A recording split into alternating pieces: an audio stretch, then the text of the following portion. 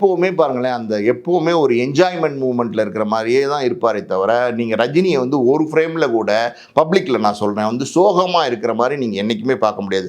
ஒரு ஏர்போர்ட்டில் நடந்து போகிற ஸ்டைல், ஒரு சின்ன ஒரு பேகு, ஒரு டிஷர்ட்டு, ஒரு ஜீன்ஸு, ஒரு ஒரு செருப்பை போட்டுக்கிட்டு கட கட கடன்னு நடந்து போகிற ஸ்டைல் ஆகட்டும், இல்லை வந்து ஒரு எப்படி சொல்கிறது, அதாவது வந்து இன்றைக்கி இருக்கிற ஹீரோஸ்லாம் பார்த்தீங்கன்னா தங்களுடைய ஒரிஜினாலிட்டி முடியெல்லாம் இல்லாமல் போச்சு ஒரு காலகட்டத்துக்குன்னா, அதோட வெளியில் வர்றதுக்கு பல நேரங்களில் யோசிக்கிற காலகட்டங்களில் சத்யராஜெல்லாம் வெளியில் வராரு, அது வேற. சத்யராஜ் கேட்டகரி வேற, புரியுதா உங்களுக்கு? சத்யராஜையும் ரஜினியும் நம்ம எந்த காலத்திலையும் கம்பேர் பண்ண முடியாது.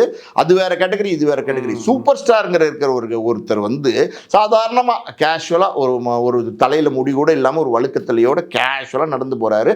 நடந்து போகும்போது அதாவது வந்து எப்படி சொல்கிறது, அவரை வந்து ஆடியன்ஸ் வந்து எப்படி சொல் தெய்வமே தெய்வமேன்னு கத்துறாங்க.